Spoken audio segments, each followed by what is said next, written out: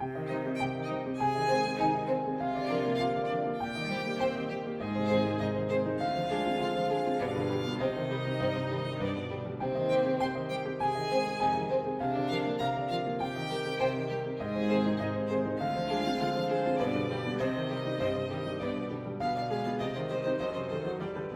suis Simina Lazare et je suis coordinatrice du réseau Aston, un réseau qui soutient les villes africaines dans leur transition digitale.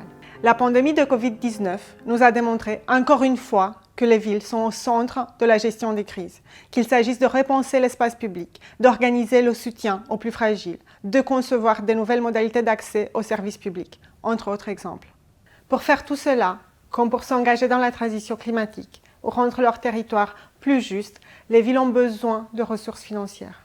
Mais où et comment trouver ces ressources?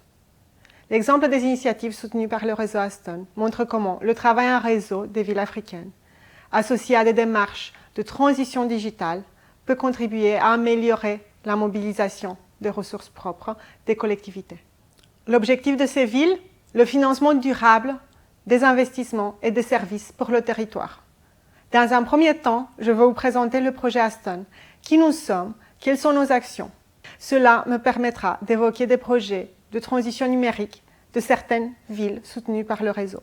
Projets dont la finalité vise la collecte des taxes, un sujet qui s'est en effet avéré être un enjeu primordial pour elles. Dans un deuxième temps, nous essayerons précisément de comprendre quels sont les principaux défis des collectivités du réseau des villes Aston, notamment en matière de recouvrement d'impôts.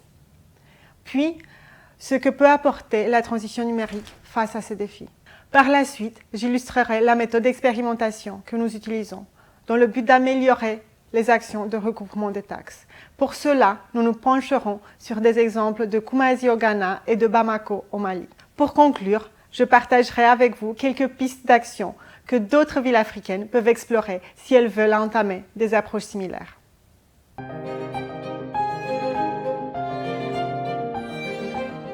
Aston signifie African Smart Towns Network, c'est-à-dire le réseau africain des villes numériques. Aston, c'est un projet pilote lancé entre 2019 et 2022, porté par l'Agence française de développement et l'Agence nationale pour la rénovation urbaine et qui utilise les connaissances du programme européen Urbact.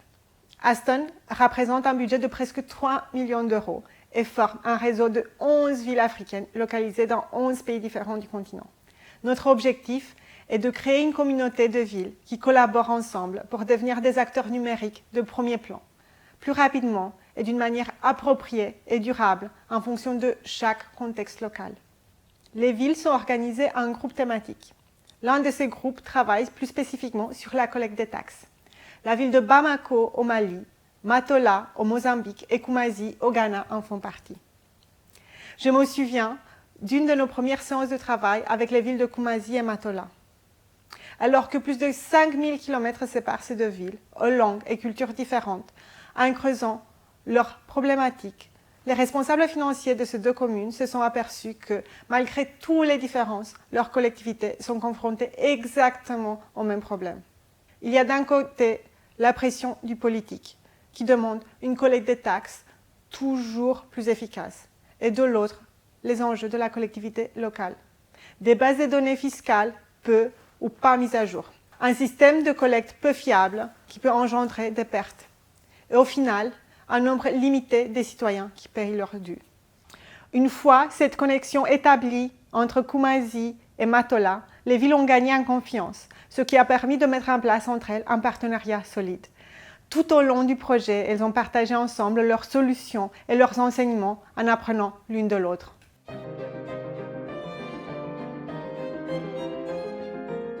La collecte des taxes est un facteur clé du développement de l'économie locale. Il est important d'identifier les problèmes à régler afin d'assurer l'autonomie financière. Parmi les obstacles identifiés au sein des villes membres du réseau Aston, on peut par exemple citer une collecte manuelle et trop d'intermédiaires. Le système de collecte reste en effet assez largement archaïque. Le cycle est long et fastidieux, en raison de nombre d'intermédiaires impliqués. Les taxes sont par exemple collectées dans les marchés ou auprès des usagers et des propriétaires par des agents de service qui doivent ensuite se déplacer jusqu'au centre de collecte auprès des services locaux. Tout cela se faisant manuellement. Un autre obstacle à la collecte des taxes repose sur l'informalité, les faux documents ou autres systèmes alternatifs. Cela en raison de la procédure longue et fastidieuse, avec des services difficilement accessibles, les longues files d'attente au centre des impôts notamment. On peut également souligner comme obstacle les différents centres de collecte non reliés entre eux. Souvent, les centres de collecte fonctionnent en silo et il n'y a pas de répertoire centralisé. Ainsi, il n'existe pas de dépôt centralisé des informations relatives à l'assiette fiscale d'une ville. Et chaque centre étant spécialisé dans un type d'impôt, les citoyens doivent se déplacer plusieurs fois en fonction de la taxe à payer. Le manque de données et de mise à jour constitue un autre frein à la collecte des taxes. On déplore souvent l'absence des politiques assurant l'exhaustivité des données. En outre, très souvent, la dernière évaluation des données date de plus de 10 à 15 ans, alors que pour plus d'efficacité, cela nécessiterait d'être mis à jour tous les 3 ans. Également, les capacités internes, comme le niveau de compétences informatiques du personnel municipal, est parfois insuffisant. Enfin, nous pouvons relever comme obstacle important la faible communication avec les citoyens. Les habitants connaissent rarement ce qui se fait et pourquoi cela est fait. En lien avec ce dernier défi, nous pouvons évoquer le cas de Matola au Mozambique. Lors d'un atelier participatif organisé par la municipalité, loin des idées reçues, les équipes locales se sont rendues compte que la ville ne communiquait pas assez auprès des citoyens et que c'était pour cette raison principalement qu'ils ne payaient pas leurs impôts. Ce n'est pas parce qu'ils ne voulaient pas, c'est parce qu'ils ne le savaient pas.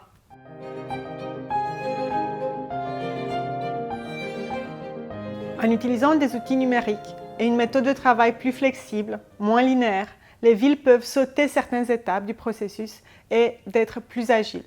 Cela comporte plusieurs avantages.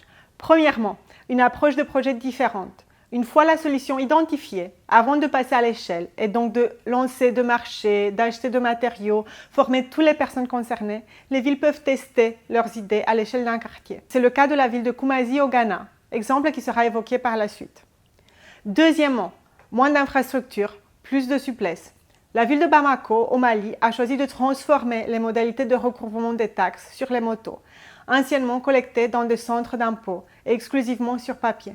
La ville expérimente pour cela une solution faisant appel à une plateforme de paiement en ligne que les citoyens peuvent utiliser depuis chez eux. Troisièmement, un service plus qualitatif pour les citoyens.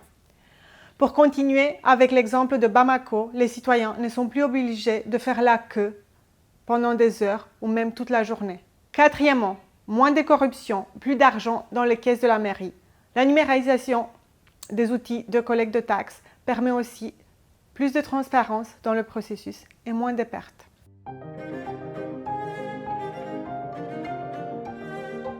Notre méthode de travail se base sur 3 mots-clés: participation, appropriation et cadrage. Participation d'abord. La collectivité locale agit en effet comme facilitateur entre les acteurs du territoire et les solutions qu'ils proposent. Chaque ville Aston a créé au début du projet un groupe d'action locale avec qui ils ont analysé le problème, trouvé des pistes, des solutions et garanti la durabilité de la solution choisie. Appropriation ensuite, parce que le projet et la solution doivent appartenir à la mairie et aux gens qui travaillent. C'est la seule manière d'assurer la continuité du projet et sa durabilité dans le temps. Enfin, le projet Aston offre un cadre, c'est-à-dire des échanges avec d'autres villes, un appui technique et de l'expertise, un soutien financier. Mais le plus important, un espace où il est acceptable de faire des erreurs pour apprendre. Revenons sur l'exemple de Kumasi. Alors que son travail initial dans le cadre du réseau Aston portait sur la politique de mobilité, la municipalité s'est vite rendue compte que pour assurer des bons services aux citoyens, elle avait besoin de ressources constantes pour financer leur mise en œuvre. La ville a donc réorienté son projet de transition numérique vers la collecte des impôts des propriétés privées et des commerces. La collectivité a d'abord choisi un quartier de la ville pour tester son projet. L'objet était de collecter et de mettre à jour les données sur les propriétés et les entreprises afin de fixer des objectifs précis en matière de recettes et ainsi faciliter leur gestion numérique. Dans un deuxième temps, il s'agissait de développer un nouveau système de gestion de recettes fiscales pour gérer tous les actifs et les éléments générateurs de recettes. Nous pouvons donc voir comment le travail en équipe et la concertation avec toutes les parties prenantes ont permis à la ville de Kumasi de prendre une décision qui garantisse la soutenabilité des activités de la collectivité sur le long terme. De plus, la décision a été prise par l'équipe locale de coordination Aston. Nous sommes donc sûrs que la solution développée leur appartient et qu'elle bénéficiera d'un soutien continu de leur part.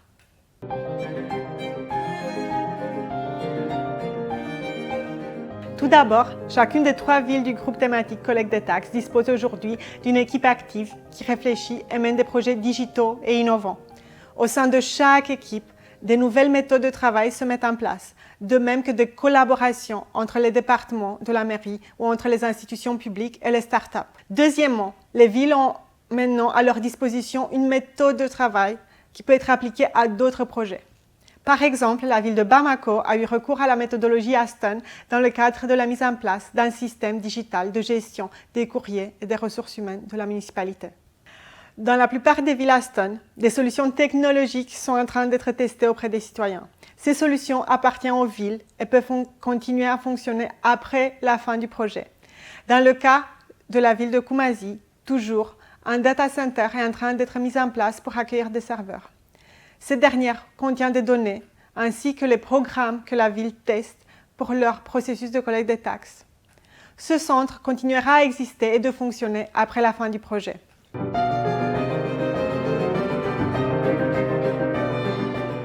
Cette question me permet de résumer mes propos. Le premier ingrédient de la réussite des villes Aston est le travail en synergie des différentes collectivités avec les acteurs locaux. Cela signifie réunir les acteurs clés du territoire ou encore faciliter les échanges avec les acteurs privés, car la municipalité n'a pas toutes les solutions. Le deuxième ingrédient est d'oser l'approche expérimentale.